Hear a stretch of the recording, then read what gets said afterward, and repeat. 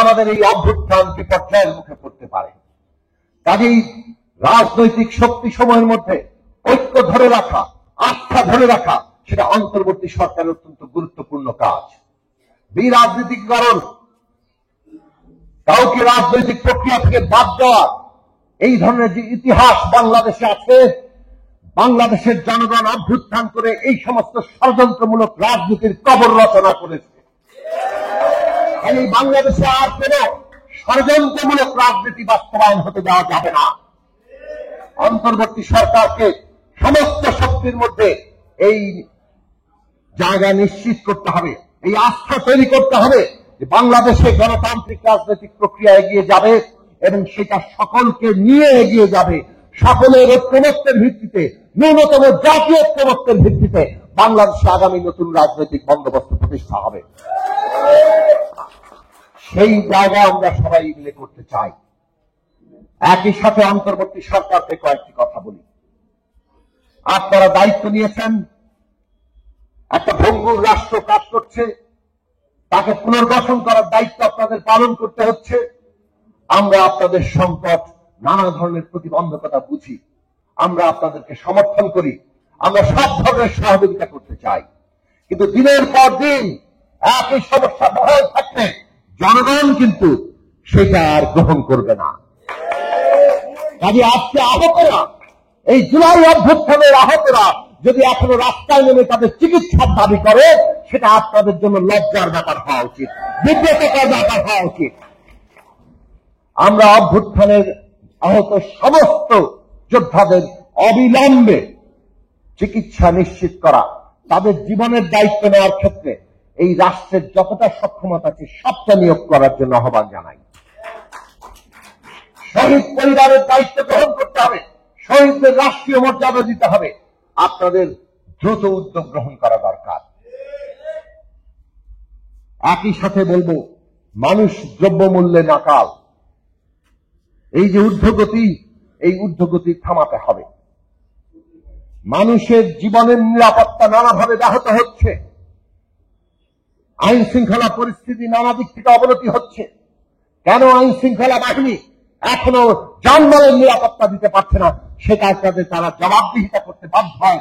আপনাদেরকে সেই ব্যবস্থা করতে হবে এবং এই সমস্ত আজকে যে মানুষের জীবনের সংকট, এই সংকট মোকাবেলা করতে হবে। আমরা আপনাদের সাধুবাদ জানাই যে পৃথিবীর বুকে বাংলাদেশ মাথা উঁচু করে দাঁড়াতে চায়, এই নীতি আপনারা প্রতিষ্ঠা করেছেন। কিন্তু এখনো ভারতের ওই সীমান্তগুলোতে, বাংলাদেশ ভারত সীমান্তে আমাদের নাগরিকদেরকে গুলি করে হত্যা করা হচ্ছে। আমরা পরিষ্কার জবাবদিহিতা চাই এবং সরকারের দিক থেকে উদ্যোগ চাই যে এই সমস্ত আন্তর্জাতিক ক্ষেত্রে বাংলাদেশের স্বার্থের ভিত্তিতে এই সমস্ত চুক্তি, সমস্ত সম্পর্কের নবায়ন যেন করা হয়। এই অভ্যুত্থান এই রায় দিয়েছে যে আগামীর বাংলাদেশ হবে সার্বভৌম মর্যাদার বাংলাদেশ, দুনিয়ার বুকে মাথা উঁচু করে থাকার বাংলাদেশ। আর সেটা করতে গেলে বাংলাদেশের যাত্রা হতে হবে ন্যায় বিচার দিয়ে। যারা এই দেশকে এইভাবে ধ্বংসের দিকে ঠেলে দিতে চাইছে, তাদেরকে অবশ্যই বিচারের মুখোমুখি হতে হবে। যারা আমাদের সন্তানদের হত্যা করছে, তাদেরকে অবশ্যই বিচারের মুখোমুখি হতে হবে এবং এই ন্যায় বিচার শেষে বাংলাদেশ যাতে একটা অন্তর্ভুক্তিমূলক রাজনৈতিক ব্যবস্থায় পরিণত হয়, বাংলাদেশের এমন এক রাজনৈতিক ব্যবস্থা প্রতিষ্ঠা হয় যাতে বাংলাদেশের সকল মানুষ নিজেকে এই রাজনৈতিক ব্যবস্থার অংশীদার মনে করতে পারে, সেই রকম ব্যবস্থা প্রতিষ্ঠা করতে হবে। আর সেই রকম ব্যবস্থা প্রতিষ্ঠা করতে পারলেই আমরা এমন এক শর্ত তৈরি করতে পারবো যেটা আমাদের জাতীয় ঐক্য সৃষ্টি করবে। রাজনৈতিক বিরোধ এবং পার্থক্য সত্ত্বেও, রাজনৈতিক বিরোধ এবং পার্থক্য গণতন্ত্রে অপরিহার্য। গণতন্ত্র মানেই সেখানে কোনো একক চিন্তা থাকবে না, বহু চিন্তা থাকবে, বহু দল থাকবে। কিন্তু এই বহু চিন্তা এবং বহু দলের মধ্যে ন্যূনতম ঐক্যের জায়গা তৈরি হবে জাতীয় স্বার্থে, রাষ্ট্রের স্বার্থে, এবং সেই স্বার্থটা তখনই প্রতিষ্ঠিত হবে যখন একটা অভ্যন্তরীণ রাজনৈতিক ব্যবস্থা সকলে সেটার অংশীদার মনে করতে পারবে। সেই জায়গায় বাংলাদেশকে নিয়ে যাওয়ার আজকে কর্তব্য এই অন্তর্বর্তী সরকারের সামনে, কর্তব্য বাংলাদেশের সকল রাজনৈতিক শক্তির সামনে আমাদের শিক্ষার্থীরা তারা ঐক্যবদ্ধভাবে এই কাজকে এগিয়ে নিয়ে যাওয়ার জন্য তাদের ঐক্য যদি বজায় রাখে, বাংলাদেশে আমরা নিশ্চিতভাবেই আশা করতে পারি আগামী দিনে এই রাজনৈতিক প্রক্রিয়া আমরা একটা গণতান্ত্রিক জায়গায় নিয়ে যেতে পারব। আমরা বাংলাদেশের মানুষের কাছে সেই আহ্বান জানাই, আমরা আমাদের জনগণের কাছে এটাই বলি, নতুন করে আমাদের গণতান্ত্রিক শক্তি সংঘবদ্ধ করতে হবে। গণতান্ত্রিক শক্তি যদি করে না ওঠে, তাহলে এই পুরো গণতান্ত্রিক প্রক্রিয়াকে সম্পন্ন করা, একে চূড়ান্ত রূপ দেওয়া আমরা হয়তো সফল নাও হতে পারি। সেই জায়গায় আপনাদের প্রতি আহ্বান, বাংলাদেশের সর্বত্র গণতান্ত্রিক শক্তি গড়ে তুলুন এবং সেই গণতান্ত্রিক শক্তির অংশ হিসাবে গণসংহতি আন্দোলন, আমরা রাজনৈতিক দল হিসেবে আমরা লড়াই করছি, আমরা বাংলাদেশের গণতন্ত্রের জন্য লড়াই করছি, বাংলাদেশের মানুষের জন্য লড়াই করছি। বাংলাদেশের জনগণের বৃহত্তর স্বার্থের বাইরে গণসংহতির আলাদা কোনো স্বার্থ নেই এবং সেই জায়গা থেকে গণসংহতি আন্দোলন তার প্রতিষ্ঠাকাল থেকে একটা গণতান্ত্রিক শক্তি হিসাবে কাজ করছে। এই আন্দোলন এমন ভাবে হয়েছে যেটা অভূতপূর্ব। এই দেশের ইতিহাসে 69 সালে 90 সালে গণ অভ্যুত্থান হয়েছে, 71-এর মুক্তিযুদ্ধ হয়েছে, কিন্তু সেটা যুদ্ধ ছিল একটা সশস্ত্র শক্তির বিরুদ্ধে। যেভাবে বাংলাদেশে প্রতিরোধ করেছে নিরস্ত্র জনগণ, যেভাবে প্রতিরোধ করে তুলেছে, মনে হয়েছে মাটি ফুঁড়ে বাংলাদেশের জনতা জেগে উঠেছে। এই জনতাকে দমানোর আর কোন শক্তি নেই এবং শেখ হাসিনা যদি মনে করতেন তিনি অজেয়, তাকে কেউ পরাভূত করতে পারবে না। পুরো রাষ্ট্র তিনি পকেটে ঢুকিয়েছেন। এত বড় রাষ্ট্র নিয়েও এইভাবে নির্বিচারে গণহত্যা চালিয়েও শেষ পর্যন্ত তাকে পালিয়ে যেতে হয়েছে। এই যে বিরাট উত্থান মানুষের, এই উত্থানকে আমাদের ধারণ করতে হবে, এই উত্থানকে আমাদের বাস্তব রূপ দিতে হবে। 71 সালের পরে যেভাবে বাংলাদেশের স্বপ্ন ব্যাহত হয়ে গেছে, বাংলাদেশের জনগণের স্বপ্ন দুমড়ে মুচড়ে গেছে 53 বছর ধরে, আজকে জুলাই আগস্টের এই অভ্যুত্থানের পরে জনগণের স্বপ্ন যাতে ব্যাহত না হয়, আবারও যাতে সেই স্বপ্নকে কেউ দুমড়ে মুচড়ে দিতে না পারে, তার জন্য আমাদের রাজনৈতিক শক্তি দরকার।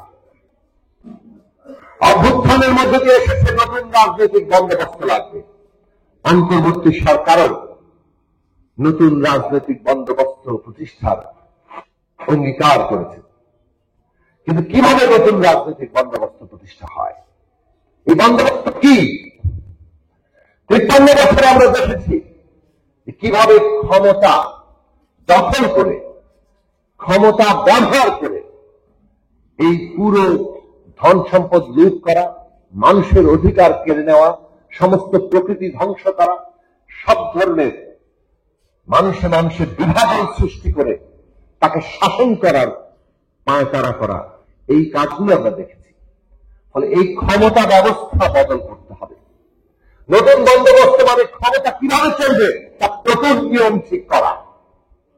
ক্ষমতা এতদিন চলেছে জমিদারি, স্বৈরাচারী, ফাঁসিবাদী কায়দায়। বাংলাদেশের মানুষ এই দেশের মালিক, এটা বদলে দেওয়া হয়েছে। এটা বদলে দিয়ে কতিপয় লোক এই দেশের মালিক বনে গিয়েছে এবং তারা ওই জমিদারি বাপদাদার সম্পত্তি আকারে ফ্যাসিস্ট কায়দায় এই দেশে তারা ক্ষমতা চালিয়েছে। নতুন বন্দোবস্ত মানে ক্ষমতার এই চরিত্র বদলে দেওয়া। বাংলাদেশে আগামী দিনে ক্ষমতাকে জনগণের কাছে জবাবদিহিতা করতে হবে। সেই জবাবদিহিতামূলক ক্ষমতা ব্যবস্থা গড়ে তোলার কথাই মানুষের আকাঙ্ক্ষা। আমরা যত জায়গায় গিয়েছি সব জায়গায় মানুষ ক্ষমতার জবাবদিহিতা দেখতে চায়। মানুষ দেখতে চায় যারা ক্ষমতা পরিচালনার দায়িত্ব পাবে তারা যাতে আমাদের প্রভু বলে না যায়, তারা যাতে আমাদের মালিক বলে না যায়, বরং তারা জনগণের সেবক হিসেবে জনগণের কাছেই জবাবদিহিতা করতে বাধ্য থাকে। সেই ব্যবস্থা করতে হবে। আর সেটা যদি করতে হয় তাহলে 72 সালের সংবিধানে যে ক্ষমতা কাঠামো আছে, ওই ক্ষমতা কাঠামো দিয়ে বাংলাদেশে ক্ষমতার কোনো জবাবদিহিতা হবে না। আমাদেরকে সেই ক্ষমতা কাঠামো বদলাতে হবে। কেউ যদি এই ক্ষমতা ব্যবস্থা রেখে দিতে চায় তাহলে জনগণকে সোচ্চার হতে হবে। কাজেই একটা কথা মনে রাখেন, আগামী দিনে নতুন বন্দোবস্ত হবে কিনা, জবাবদিহিতামূলক ক্ষমতা ব্যবস্থা প্রতিষ্ঠা হবে কিনা, সেটা নির্ভর করছে আমরা জনগণ ঐক্যবদ্ধভাবে সেই ক্ষমতা চাইছি কিনা।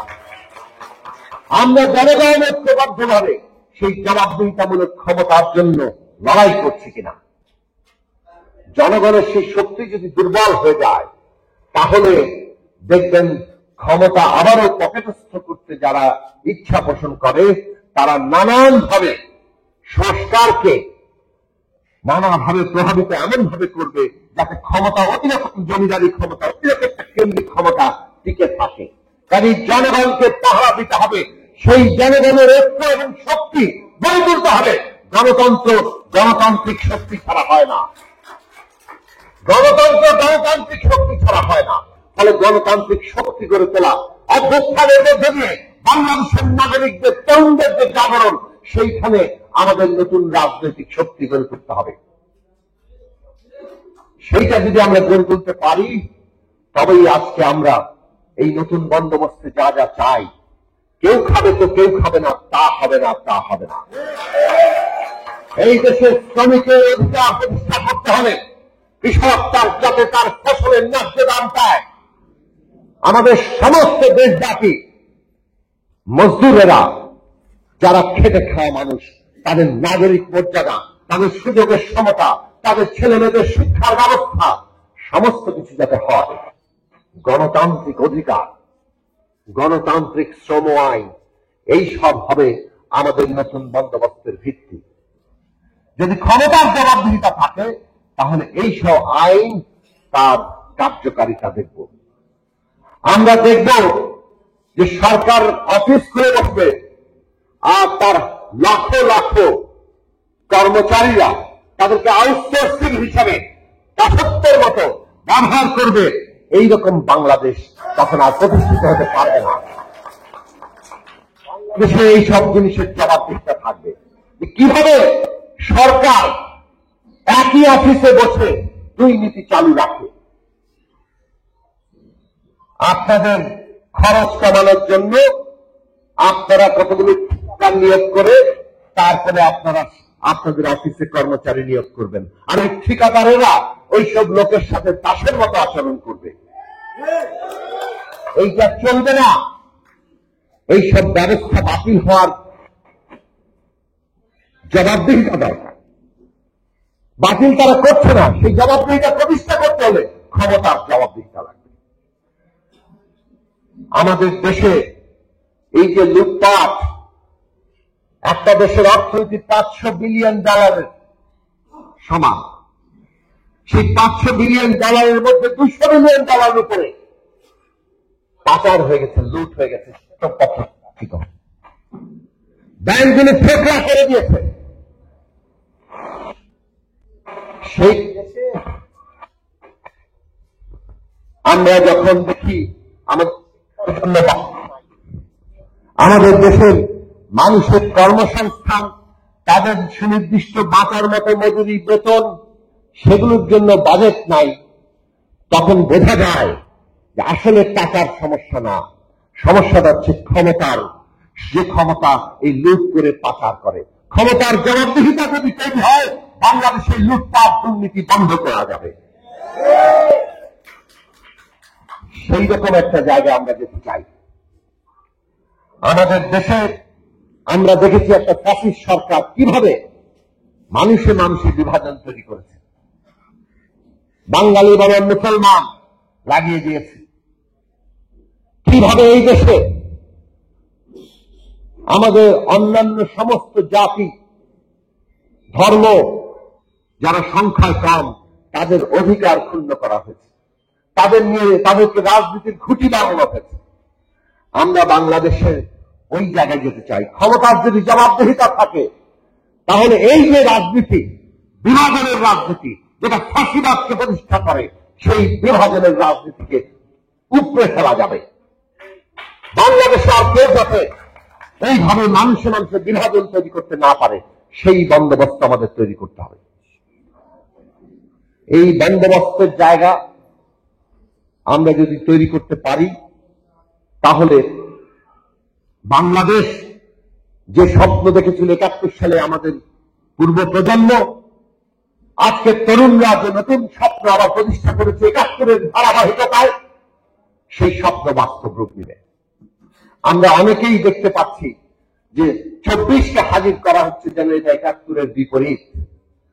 মনে রাখবেন ৭১ সালের রক্ত দিয়ে এই বাংলাদেশ পত্তন হয়েছে এবং ২৪ সালে ৭১কে পুনঃপ্রতিষ্ঠা করা হয়েছে।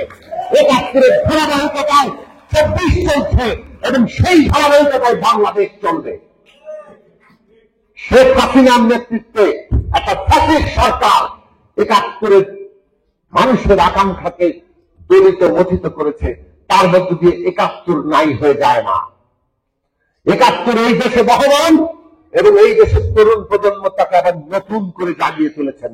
ওই যে সাম্য, মানবিক মর্যাদা, সামাজিক ন্যায়, বিচার, সেই স্লোগানকেই, সেই প্রতিজ্ঞাকেই বৈষম্যহীন বাংলাদেশ নামে নতুন করে সামনে আনা হয়েছে। আগামীর বৈষম্যহীন বাংলাদেশে ৭১-এর স্বপ্নে প্রতিষ্ঠিত হবে, যা ২৪-এ নতুন করে আমাদের তরুণরা জাগিয়ে তুলেছে। সেই বাংলাদেশকে কেউ যদি ধ্বংস করতে চায়, তাদের ভবিষ্যৎ কি হয় সেটা আমরা দেখতে পেয়েছি। অত বড় দল কিন্তু পালিয়ে যেতে হয়। কাজেই আমাদেরকে পরিষ্কার করে বুঝতে হবে, আগামী দিনে বাংলাদেশের মানুষের স্বপ্নকে আরো যারা ধ্বংস করতে চাইবে তাদেরকে আমাদেরকে সেই পরিণতি দিতে হবে। সে কারণে আমাদেরকে ঐক্যবদ্ধ হতে হবে। জনগণের রাজনৈতিক শক্তি, গণতান্ত্রিক শক্তি গড়ে তুলতে হবে, যারা বাংলাদেশের রাষ্ট্রের এই গণতান্ত্রিক রূপান্তর ঘটাবে এবং সেই গণতান্ত্রিক রূপান্তরকে পাহারা দেবে, রক্ষা করবে, তার চর্চা করবে। বন্ধুরা আমার, আজকে বাংলাদেশে একটা নতুন রাজনৈতিক বন্দোবস্ত প্রতিষ্ঠার জন্য রাজনৈতিক উত্তরণ পর্ব চলছে। এই উত্তরণ পর্বে আমরা কিভাবে এগোব? তর্ক উঠে যাচ্ছে সংস্কার আগে না নির্বাচন আগে।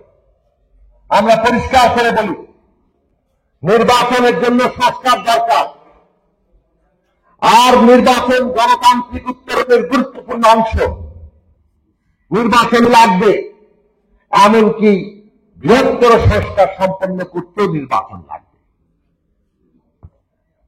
একটা সংস্কার ছাড়া যেমন নির্বাচন হবে না, তেমনি অনেক সংস্কার আছে যেটা নির্বাচন ছাড়া সম্পন্ন করা যাবে না। নির্বাচনের জন্য আমাদের অনেকগুলো সংস্কার করতে হবে। কি কি সংস্কার করা দরকার আমরা অন্তর্বর্তী সরকারকে বলি, অবিলম্বে সমস্ত অংশীদারদের সাথে, শিক্ষার্থী, রাজনৈতিক দল, শ্রেণী পেশার সকল অংশীদারদের সাথে আলোচনা করুন। দেখুন নির্বাচনের আগে সংস্কারগুলো আমরা সুনির্দিষ্ট করি, কতটা সময় লাগবে সেটা সুনির্দিষ্ট করি এবং আমরা নির্বাচনের সময়সীমা ঠিক করি। একই সাথে দেশের সংবিধান পরিবর্তন সহ মৌলিক কাঠামোগত যে পরিবর্তনগুলো আছে, সেই পরিবর্তন যা দেশের জনগণের প্রতিনিধিদের সমন্বয়ে গঠিত যে সংসদ, সেই সংসদ ছাড়া এই সমস্ত মৌলিক সংস্কার, মৌলিক পরিবর্তন সেগুলো সম্পন্ন করা যাবে না। কাজেই মৌলিক সংস্কার এবং সংবিধান সহ মৌলিক কাঠামোগত পরিবর্তন সম্পন্ন এবং চূড়ান্ত করতে হলে নির্বাচন লাগবে। সেই নির্বাচন কবে হবে সে কারণে সেটা নির্দিষ্ট হওয়া দরকার। এবং আগামী সংসদে কি কি মৌলিক কাঠামোগত পরিবর্তন হবে সেগুলো আমাদের আলোচনা করতে হবে। সেই ন্যূনতম ঐক্য আগামী সংসদে কিভাবে বাস্তবায়ন হবে তার গ্যারান্টি নিশ্চিত করতে হবে। এবং সেই কারণে আমরা মনে করি, আমরা আওয়াজ তুলেছি আগে যে আগামী নির্বাচন হবে একটা নতুন গণতান্ত্রিক সংবিধান তৈরির নির্বাচন। আগামী নির্বাচন হবে নতুন বন্দোবস্ত তৈরির নির্বাচন। কাজেই সেই নির্বাচন গণপরিষদ নিজের পক্ষে একটা সংস্কার সভার নির্বাচন হতে হবে এবং সেই রকম একটি সংস্কার সভা কেন্দ্রে ফেলার জন্য আমাদের জনগণকে ঐক্যবদ্ধ করতে হবে। আমরা বাংলাদেশের সকল মানুষকে এই নিজেদের অধিকার প্রতিষ্ঠার লক্ষ্যে ঐক্যবদ্ধ হওয়ার আহ্বান জানাই। আমরা রাজনৈতিক দলগুলোর প্রতি আহ্বান জানাই, আসুন কিভাবে আমরা জনগণের স্বপ্নকে, তাদের আকাঙ্ক্ষাকে বাস্তব রূপ দিব, তার জন্য প্রয়োজনীয় উদ্যোগ গ্রহণ করি। আগামী নির্বাচন কেবল একটি সরকার গঠন নয়, সরকার গঠন অবশ্যই প্রয়োজন। আগামী নির্বাচনের প্রধান দিক হচ্ছে বাংলাদেশের গণতান্ত্রিক রূপান্তর ঘটানোর জন্য এই নির্বাচন হবে। বাংলাদেশে একটা গণতান্ত্রিক সংবিধান প্রতিষ্ঠার জন্য নির্বাচন হবে। বাংলাদেশের রাষ্ট্র ব্যবস্থা, তার আইন সংস্কার করার জন্য নির্বাচন হবে। কাজেই ওই নির্বাচন যদি সুনির্দিষ্ট হবে, ওই সংস্কার সভা নির্বাচন না হয়, তাহলে জনগণের কাছে এই ভরসা আসবে না যে এইটা কি ধরনের নির্বাচন হচ্ছে। আমাদেরকে এই ন্যূনতম জায়গায় ঐক্যবদ্ধ হওয়ার প্রয়োজন আছে, তাহলে জনগণের মধ্যে তাদের স্বপ্ন ভঙ্গ ঘটবে। কাজেই গণসংহতি আন্দোলন, আমরা আমাদের মঞ্চ, গণতন্ত্র মঞ্চ, আমরা ঐক্যবদ্ধভাবে সমস্ত রাজনৈতিক শক্তির মধ্যে ন্যূনতম ঐক্য তৈরি করতে চাই, যাতে করে এই রাজনৈতিক রূপান্তর জনগণের আকাঙ্ক্ষার বাস্তবায়ন ঘটাতে পারে।